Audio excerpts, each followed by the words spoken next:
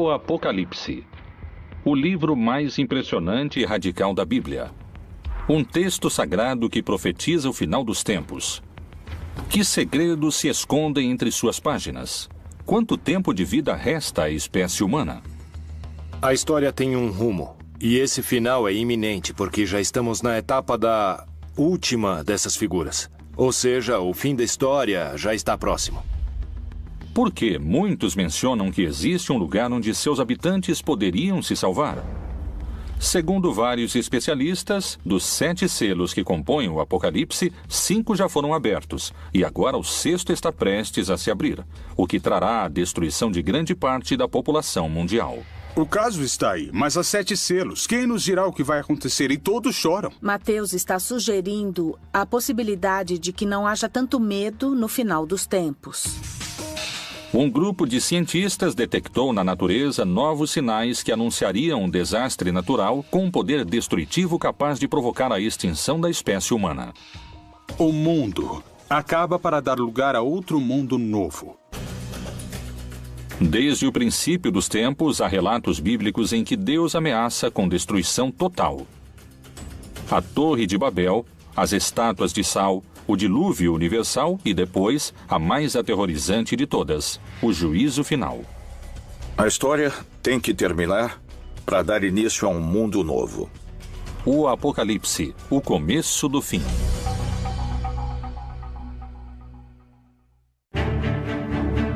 Ao longo da história, a ideia do fim do mundo provocou numerosas teorias. Algumas inspiraram esperança. Outras até provocaram suicídios em massa. Várias reavivaram o histórico enfrentamento entre a fé e a ciência. Mas, de modo geral, todas previram um final que nunca chegou. No entanto, hoje, vários cientistas e estudiosos da Bíblia consideram a possibilidade de que o fim do mundo esteja próximo.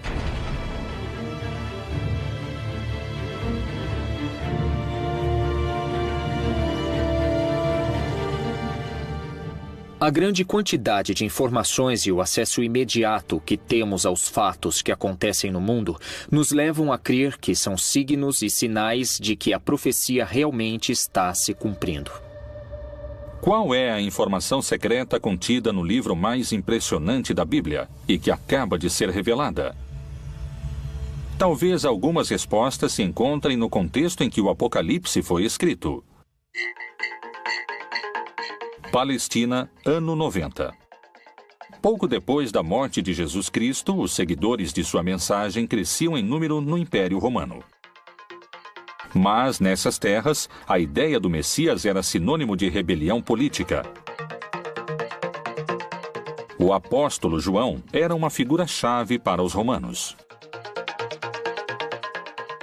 Ele descreve um império corrupto, assassino, perseguidor, que se opõe a essa verdade messiânica que eles interpretam. Então, ele vê esse mundo em estado de destruição. O livro do Apocalipse é uma fórmula literária em que, de alguma maneira, aqueles que o escreveram tentaram dar certa esperança às pessoas que estavam sofrendo uma perseguição. O autor do livro do Apocalipse se apresenta como um desterrado na ilha de Patmos e é geralmente identificado como o apóstolo João.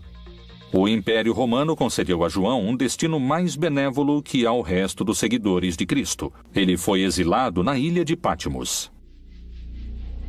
Lá, ele teve as supostas revelações divinas que plasmou naquele que se tornaria o livro mais controvertido da Bíblia, o Apocalipse. O livro do Apocalipse foi escrito pela Igreja no último momento do Novo Testamento, por volta do ano 100, e significa a revelação. Através de visões proféticas, o livro parece prever a destruição do mundo de maneira progressiva até o retorno de Jesus, que regressará para julgar toda a humanidade e salvar os cristãos. A estrutura do texto é complexa. Contém etapas distintas, marcadas por 7 selos, 7 trombetas e 7 taças.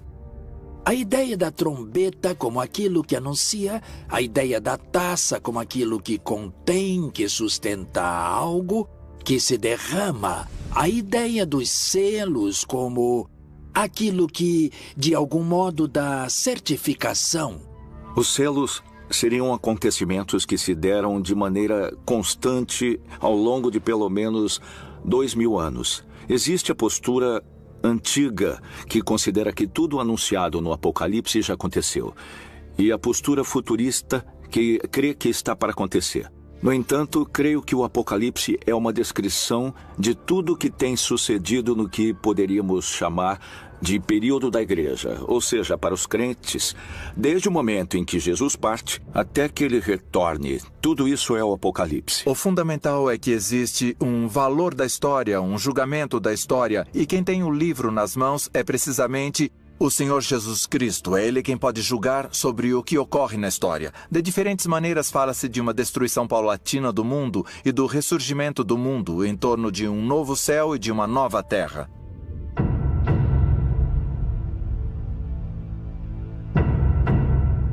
Até hoje, esse texto complexo tem suscitado todo tipo de interpretações. Uma das hipóteses é que nos encontramos na fase final do Apocalipse. É a etapa chamada Grande Tribulação.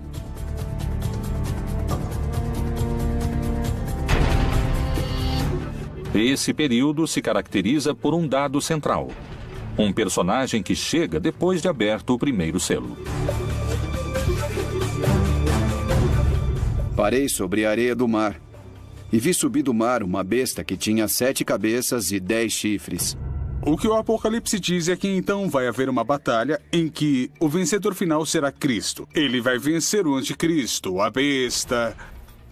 Esta besta representa todo o poder contrário ao cristianismo. O primeiro selo é um cavaleiro branco que representaria os falsos cristos que vão se deixar enganar quando renunciam ao verdadeiro rei, que é Jesus. O texto narra que a besta tem tanto poder que vencerá todos que tentem enfrentá-la. Mas quem representaria a figura da besta? E quando acabarem seu testemunho, a besta que sobe do abismo travará guerra contra eles, e os vencerá e os matará. Através da história, esse personagem foi mudando em suas diferentes interpretações. Hoje, o líder da Igreja Católica identifica o anticristo com uma figura que surpreendeu sua própria comunidade. O Papa disse que o anticristo é a corrupção, e disse, em algum sentido, que é adaptar, é uma adaptação da Bíblia. João, que fala do anticristo no Evangelho, diz que o anticristo é aquele que não crê em Cristo, que nega Jesus. E o que está na Bíblia, quando diz que o número da besta é 666 ou 666, é que são letras. Porque em nenhum idioma antigo, nem o grego, nem o hebraico, nem o latim, havia números. Existiam números, mas eram representados com letras. Estão indicando um nome. E em hebraico é César. Então, pode ser que represente o poder político que ataca a igreja. A condenação dos corruptos pelo chefe máximo da igreja causou impacto ao expor a figura do anticristo. O diabo é uma configuração que pode ter expressões muito claras em personagens nefastos da humanidade, como Hitler, como Videla, como Pinochet ou uma pessoa como Stalin. Pessoas horríveis da humanidade, mas não sei se o diabo se encarnou nelas. Eu acredito que eles foram expoentes da maldade, que seria atributo do diabo. Mas creio que nos equivocamos e que o pior da maldade é exercida por seres humanos. Por trás de tudo isso, há homens e mulheres que a exercem. Então, aí, podemos identificar os anticristos que existem nesse sentido. Segundo a tradição cristã, se acreditamos no anticristo na Terra, poderíamos afirmar que o primeiro selo já foi aberto.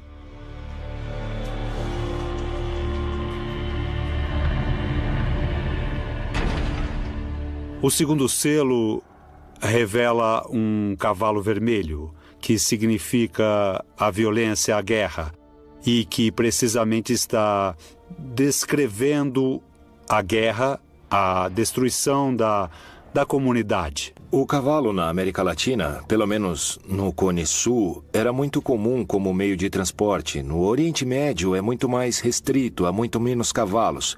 Era um símbolo da realeza, de poder, da beleza, muitas vezes ligado também a forças negativas, forças poderosas que têm a ver, às vezes, com o orgulho divino frente à vontade de Deus. O Apocalipse fala de uma realidade permanente. A violência entre os humanos vem desde o Gênesis, desde o capítulo 3, quando Adão e Eva discutem quem foi o culpado. Desde então se instaura a violência.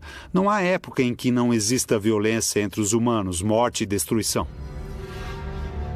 Se levarmos em conta que as duas guerras mundiais do século XX fizeram mais de 80 milhões de vítimas, é evidente, não podemos deixar de concluir que o segundo selo já foi aberto. O terceiro selo trata da fome. Uma pessoa em cada 9, 13% da população mundial, passa fome, segundo dados do último relatório da ONU.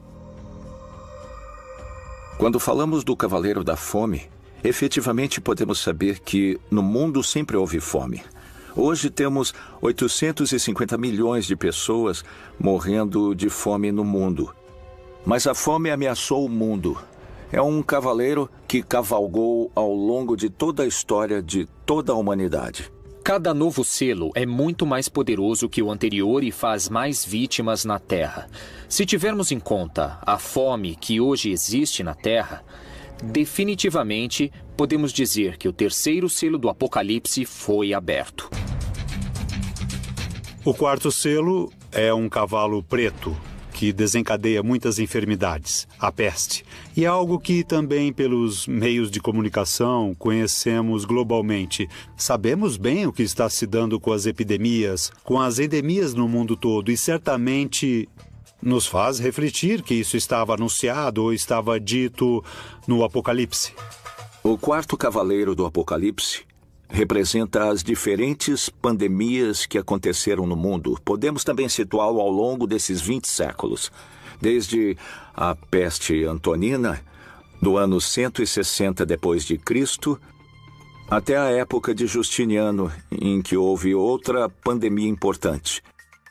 No século XII, houve a peste bubônica e no século XIV a peste negra. Como resultado, a população da Europa perdeu 1/4 de sua população. É muito interessante porque há uma parte do livro do Apocalipse que diz que 1/3 dos homens morreriam. Por estas 3 pragas foi morta a 1/3 dos homens. Pelo fogo, pela fumaça e o enxofre que saíam de suas bocas. E houve momentos na história em que literalmente morreram 1/3 ou 1/4 dos homens. E na nossa época, já no século XXI, estamos diante do H1N1 ou diante da epidemia da AIDS, ou o risco de uma guerra bacteriológica. Tudo isso tornaria perfeitamente textual uma praga como o quarto cavaleiro do Apocalipse. Alguns especialistas afirmam que todas essas doenças são sinais de que o quarto selo já poderia estar aberto. Segundo o Apocalipse, os 7 selos vão deixando em seu caminho guerra, fome, morte e destruição. Com cada abertura, o fim dos tempos e a batalha final parece estar mais próxima. O quinto selo não menciona uma forma de destruição como os outros, mas descreve o pedido dos mártires para que chegue a hora do juízo final. Mártir em grego significa testemunha. Esse quinto selo representaria os crentes de toda a história que estiveram dispostos a pagar com sua vida a afirmação de que Jesus é o Senhor e o Salvador. Eles clamam a Deus pelo fim da perseguição, pelo fim da destruição. E é isso que nos revela o quinto selo, a visão dos santos, pedindo o final dos tempos. No entanto, a resposta é o que há de mais tremendo no Apocalipse, o mais difícil de aceitar e acreditar. Há que se cumprir o número. Eles devem ter paciência, porque a destruição vai continuar, ninguém sabe quanto tempo. Mas o cristão precisa confiar que Deus sabe quando e como vai terminar. Segundo algumas interpretações, os infortúnios mencionados nos primeiros selos, a fome, as guerras e as doenças, já aconteceram. E, pelo contrário, os fatos prenunciados pelo sexto selo, o mais temível e dramático de todos os narrados no livro do Apocalipse, estaria por acontecer. E, para muitos, suas consequências são impossíveis de conter. Quais são essas catástrofes? De que tempos estamos falando? Há alguma possibilidade de deter essa contagem regressiva?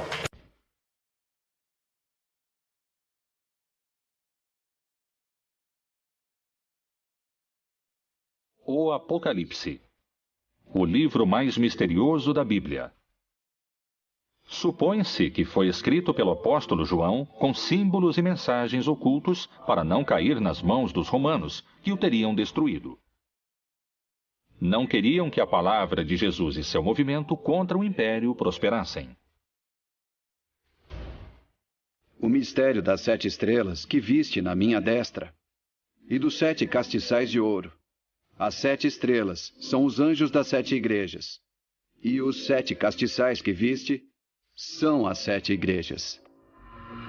Quando João, no Apocalipse, fala das 7 taças, das 7 igrejas, das 7 luzes, está falando de tudo relacionado com os últimos tempos e está falando numa linguagem apocalíptica. A linguagem apocalíptica não tem nada de literal. Não se pode ler exatamente como está lá. É eufemística. Então, deve-se interpretá-la como sinais de difícil compreensão, como uma linguagem deliberadamente crítica. O número 7 representa um ciclo, assim como a semana.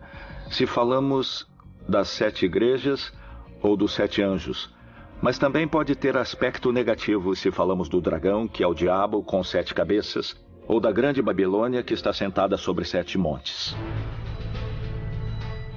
João visualizou bestas, monstros e enormes catástrofes naturais que destruiriam o mundo. No entanto, também descreveu um lugar que será salvo.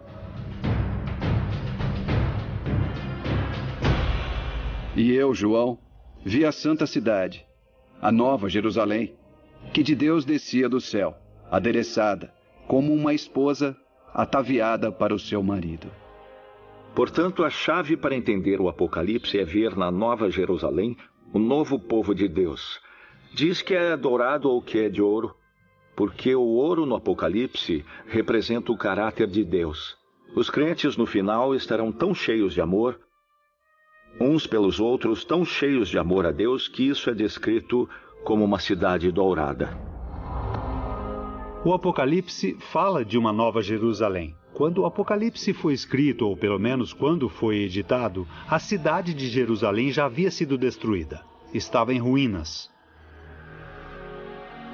Quem são esses eleitos mencionados no texto sagrado? Como é o povo que se salvaria do fim anunciado pelo Apocalipse? Poderia existir no mundo um lugar com essas características? Michoacán, México. A quase 700 quilômetros ao sul do Distrito Federal, na chamada Terra Quente do estado, encontra-se Nova Jerusalém. Essa localidade é ao mesmo tempo uma cidade e uma comunidade religiosa. Seus habitantes têm uma interpretação particular do Apocalipse. Aqui no México temos um estado que se chama Michoacán, onde um sacerdote, o Padre Nabor, por volta de 1973, iniciou um movimento para que seus paroquianos fossem viver em comunidade. Em Nova Jerusalém há um povo muito crente que acredita que com suas rezas vão salvar o mundo.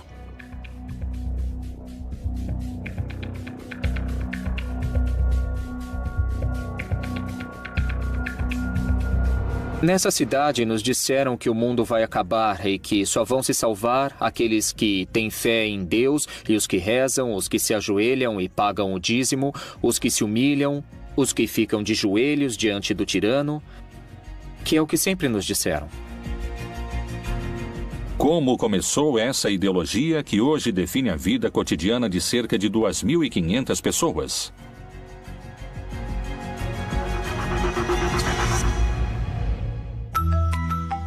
1973. Gabina Santos, uma camponesa de Peruarã, trabalhava em um campo como todos os dias. Mas esse não era um dia comum. Aconteceria algo que marcaria o destino de toda uma cidade. Em 9 de junho, de manhã, dizem que a Virgem apareceu para uma senhora dentro desse espaço em que hoje está situada em Nova Jerusalém. E que lhe deu uma mensagem. A mensagem era que ela dissesse ao mundo para fazer penitência e que tivessem fé no Santo Rosário, porque o mundo estava perdido, que a humanidade estava perdida. Até aquele momento. A construção da cidade aconteceu com a fé na aparição da Virgem. E depois começaram a vir, primeiramente, os habitantes vizinhos daqui. E nessas peregrinações, alguns resolveram morar aqui. A Virgem, quando pediu ou indicou como se formaria uma comunidade ou uma cidade, ela disse como queria a comunidade. Pediu que fizesse uma cidade, mas disse que queria um lugar pobre e simples, onde ela pudesse recolher acolher seus filhos que fossem vê-la. Queria pessoas simples, pessoas de coração puro, capazes de uma entrega limpa. E indicou que tinham que fazer um lugar diferente de qualquer outro para salvar o mundo. A primeira mensageira e o primeiro líder espiritual morreram há alguns anos. Assim, o dom de receber as supostas mensagens e a liderança dentro dessa comunidade coube a outras pessoas. Hoje, se supõe que uma mulher é a encarregada de se comunicar com a Virgem e existe um líder que determina os destinos da cidade. As regras são muito rígidas. Nós somos fiéis à Virgem do Rosário. Acreditamos nela, acreditamos na sua aparição, acreditamos na maior parte das mensagens que transmitiu do ano de 73 ao ano de 81. A devoção a ela se dá em primeiro lugar com o Rosário. Rezar o Rosário, levá-lo consigo, é dessa maneira que se dá essa devoção. As condutas proibidas em Nova Jerusalém são... basicamente, não usar tecnologia, como telefones celulares, internet, redes sociais. Em termos de roupas, para as mulheres, não usar decotes nem minissaias. E rezar diariamente, 2 vezes por dia, 3 vezes por dia, pagar o dízimo. Está proibido o namoro, está proibido a educação laica, está proibido o futebol. Ou seja, basicamente, as crianças não têm nenhum tipo de distração e passam o dia inteiro rezando.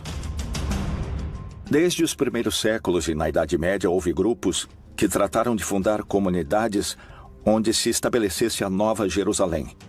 E especialmente quando a América foi descoberta, vários grupos puritanos, incluindo alguns seguidores de Colombo e o próprio Colombo em seu livro de profecias, achavam que haviam chegado a um lugar onde a Nova Jerusalém seria estabelecida. Então a Nova Jerusalém em vários lugares da América Latina representa a Nova Israel, ou seja, os crentes judeus e não judeus do mundo todo, que no final dos tempos serão um conjunto de seres humanos que adquiriram um caráter parecido ao de Deus e, portanto, é representada com ouro como uma cidade resplandecente, porque sua natureza é uma natureza sublime.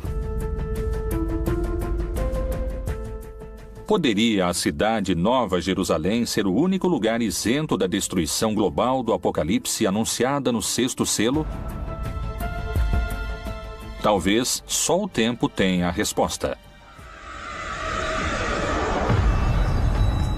E quais são os desastres descritos no 6º selo do Apocalipse?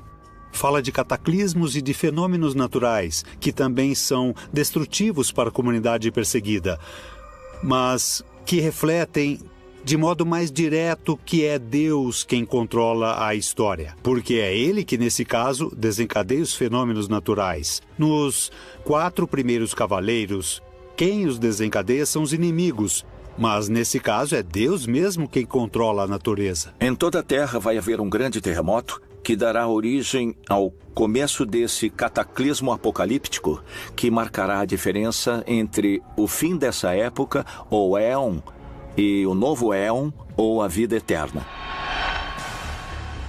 Uma das teorias sobre Nova Jerusalém indicaria que essa comunidade também seria protegida desse último selo. Ela tem características geológicas em seu subterrâneo, onde se juntam placas de cobre, ferro e metais, que tornam a terra mais forte para resistir a um tremor.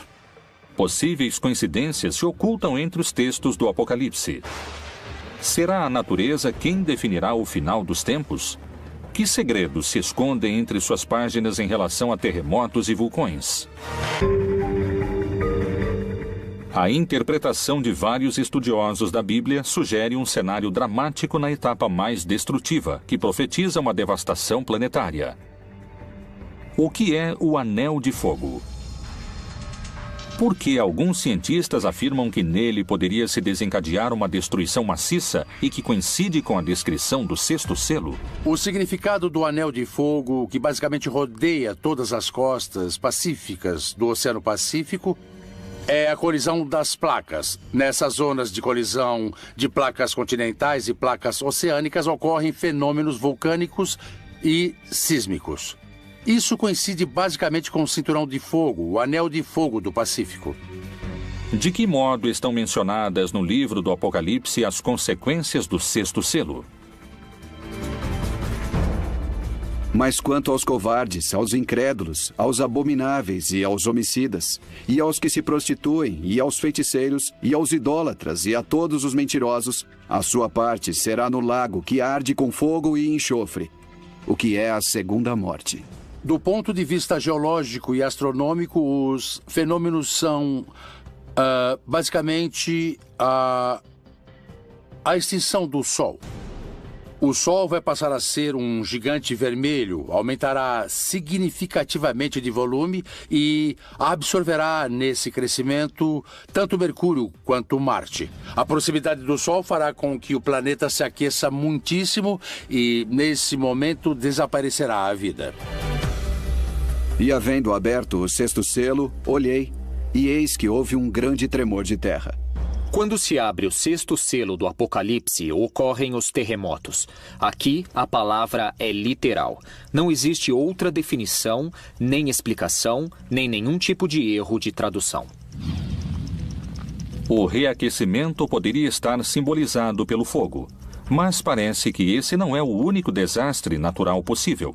A mensagem da Virgem de Nova Jerusalém anuncia que o final também poderá chegar através de grandes terremotos.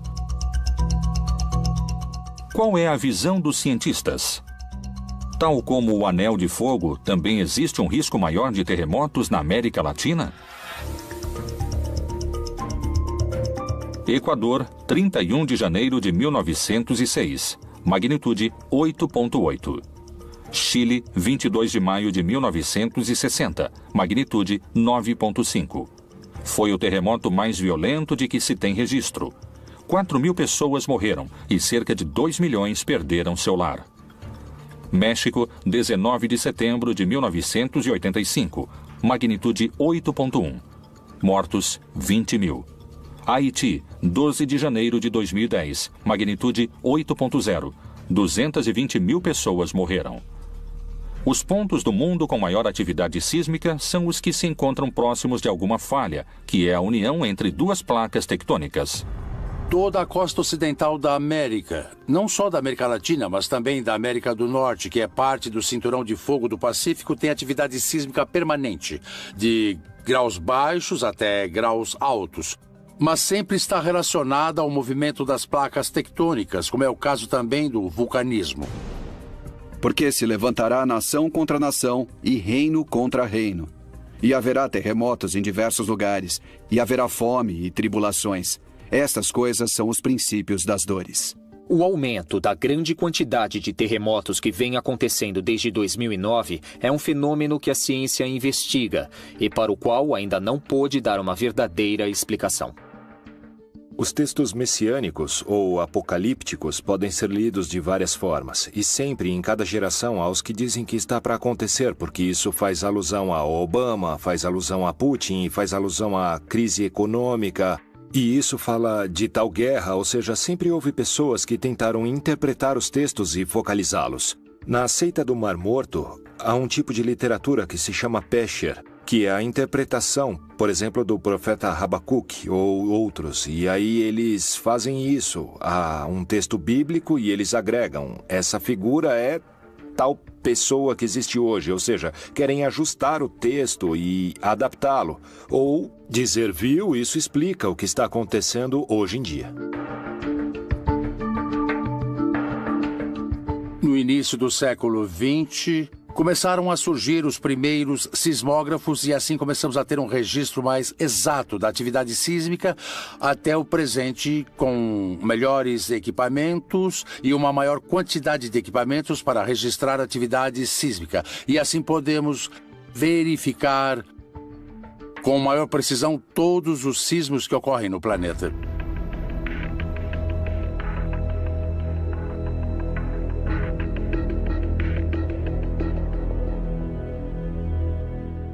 O sexto selo do Apocalipse descreve um grande terremoto e também a ideia de que os céus se revolveram como se formando um rolo. Agora, é claro, toda a descrição desse selo é feita com as palavras da cosmogonia antiga. Os mais céticos afirmam que faltam muitos anos para o fim do mundo. Esse é um fenômeno que não ocorrerá em menos de 4 a 5 bilhões de anos. Para outros, a destruição global através de vulcões e terremotos é iminente. A essência desses símbolos continua sendo vigente, na ideia de que a história tem de terminar para dar início a um mundo novo. Vários intérpretes concordam com a análise de alguns cientistas. Vivemos em tempos apocalípticos e o fim do mundo pode começar a qualquer momento. Vamos assistir a um final do mundo dos tempos bastante forte e muito caótico. O sol, a lua, as estrelas vão cair. E Jesus irá se estabelecer na terra e vai separar os que o seguiram dos que não o seguiram. Qual é a evidência que confirmaria o possível retorno de Jesus antes do fim dos tempos? Talvez a resposta se encontre em outros livros da Bíblia.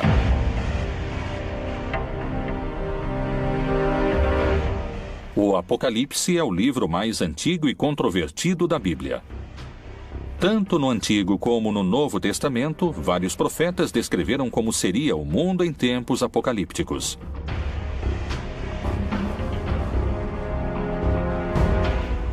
E este evangelho do reino será pregado em todo o mundo, em testemunho a todas as nações. E então virá o fim. No Evangelho de Mateus, nos capítulos 24 e 25, utiliza-se essa expressão literária para falar do final dos tempos, mas utilizando o personagem de Jesus. Mas o interessante do Apocalipse é que matam os que não creem, os que não seguem Jesus, os que não foram fiéis a Jesus. O povo cristão não deveria ter medo de ler o Apocalipse, porque é para aqueles que não foram fiéis a Jesus. Se eu fui fiel a Jesus, estarei do lado daqueles que irão se salvar. Muitos correrão de uma parte para outra, e a ciência se multiplicará. Daniel também faz parte desse mesmo gênero literário. Escreveu alguns de seus fragmentos de maneira apocalíptica. E também aqui podemos reconhecer esse aceleramento dos processos humanos, dos processos históricos, que de fato na época em que Daniel escreveu não se podia imaginar a quantidade de conhecimento acumulado, as possibilidades tecnológicas acumuladas e também os recursos humanos acumulados. E simultaneamente a isso, o desgaste do planeta, o desgaste das relações humanas, a quantidade de habitantes, tudo isso evidentemente influi e estamos num tempo de aceleração e isso é indiscutível. A cada minuto somam-se cerca de 2.000 páginas ao conhecimento científico do homem, e uma pessoa precisaria de 5 anos para ler todo o material que é produzido a cada 24 horas. Temos carros que chegam a 350 km por hora e aviões que ultrapassam a velocidade do som. Um ritmo de vida incomparável ao que se levava há 2.000 anos. As visões no livro de Daniel estão entre os grandes mistérios apocalípticos. São símbolos de que a sociedade humana em sua história chegará a um ponto tão instável que ela própria vai desmoronar. Tudo isso está simbolizado por um cataclismo, como acontece em toda a literatura apocalíptica. O julgamento da história é um elemento no qual crê o cristianismo. Nós o chamamos de parúsia. É a vinda do Senhor Jesus no final dos tempos como juiz da história e da vida de todos os seres humanos. É verdade que nosso momento histórico tem uma peculiar consciência da decadência da história humana. Entendemos o que é o fim do cosmo, também imaginado do ponto de vista físico. Podemos falar dessa expansão do universo que tende a um esfriamento global, não um aquecimento global do planeta, porém mais amplamente. E podemos imaginar, sabemos que a Terra, nosso lugar onde desenvolvemos a história, é decadente. Havia 3 visões básicas do fim da história. Uma visão que se chama utópica, que chegará ao fim dos tempos e o cordeiro viverá com o lobo, e a criança brincará com a serpente, e a destruição cessará, ou seja, uma visão idílica da paz universal. A outra visão é restaurativa. Então é uma ideia segundo a qual a época messiânica é a restauração do reino de Davi, ou seu equivalente. Ou seja, uma época em que Israel viverá em paz com seu próprio Estado, um Estado poderoso. A terceira visão é que é uma visão catastrófica. Crê que antes do final da história e da paz, haverá uma época terrível de guerras, de lutas, que tem um valor simbólico no mundo ocidental, o Armagedon, que usa como término da luta final. Mas em hebraico é Ar-Megido, o Monte Megido, um lugar que fica ao norte de Israel. Pode-se estar no meio do Armagedon e ver esse lugar, que é uma cidade que teve uma grande história na época bíblica, a cidade de Megido. Então, nessa visão, antes que venha o bem e a paz, haverá uma época terrível de sofrimento, de guerra, de lutas. Além da referência precisa no 6º selo, há outra citação bíblica que menciona luas de sangue como um sinal do fim. O sol se converterá em trevas e a lua em sangue, antes de chegar o grande e glorioso dia do Senhor. Lucas, no livro dos Atos dos Apóstolos, fala de uma lua vermelha. No entanto, se refere ao Antigo Testamento, algo que está anunciado no Antigo Testamento. Pois em muitos livros do Antigo Testamento fala-se do fim, sobretudo da vingança de Deus ou do dia de Yahvé, em termos apocalípticos. E esse gênero literário utiliza imagens cósmicas tremendistas. Sem dúvida, cria uma imagem que havia no Antigo Testamento para simbolizar algo catastrófico, uma intervenção de Deus especial. Alguns se baseiam em dados científicos. Outros na fé e em sua própria interpretação desses textos sagrados. Muitos afirmam que estamos a caminho de abrir o 7º selo e que começou a contagem regressiva. O que ninguém sabe é se o mundo acabará em milhares de anos ou em poucos minutos.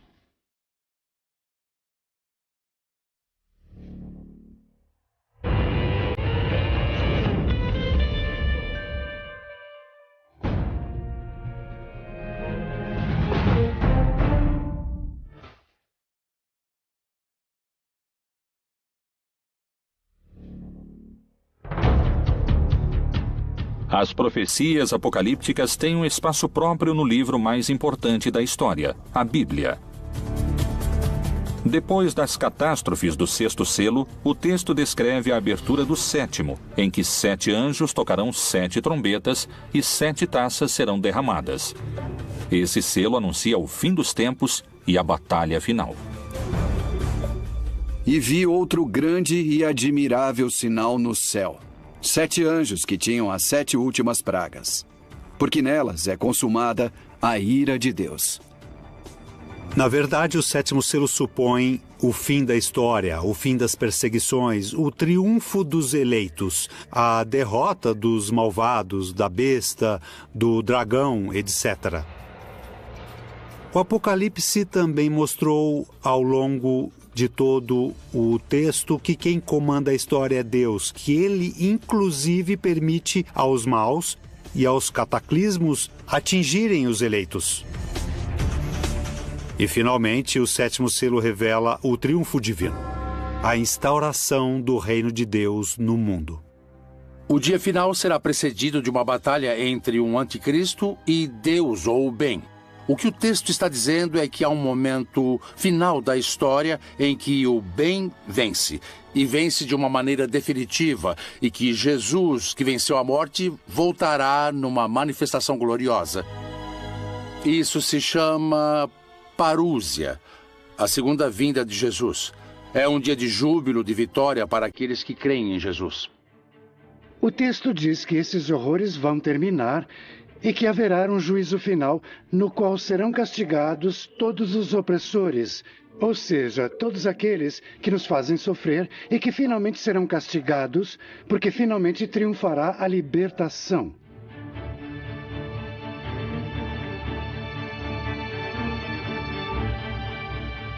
É uma mensagem de esperança. Mais tarde, a igreja transmitiu isso como se fosse uma revelação sobre o que vai acontecer depois da morte, que haverá um juízo final sobre todos, ok? Então isso já é uma interpretação feita pela igreja que faz parte do seu projeto de dominação. O Apocalipse não é um livro histórico. Não é um livro do futuro, não é como uma bola de cristal que revela o futuro. É um gênero literário, escrito no gênero literário judaico-apocalíptico. A atmosfera se torna de terror quando o Apocalipse é citado hoje. Não é sobre o futuro. Quem escreveu o livro não estava pensando no fim do mundo, nem no futuro. Estava pensando no presente.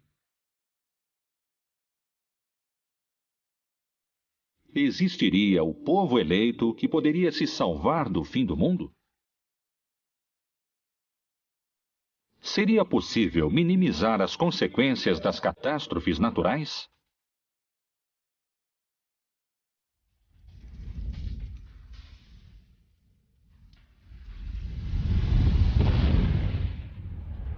Se as interpretações recentes estiverem corretas, estaríamos em contagem regressiva? Seria preciso um milagre para nos salvar? O Apocalipse seria o melhor roteiro de um filme de ficção ou a advertência de um final anunciado? Só o tempo trará essas respostas.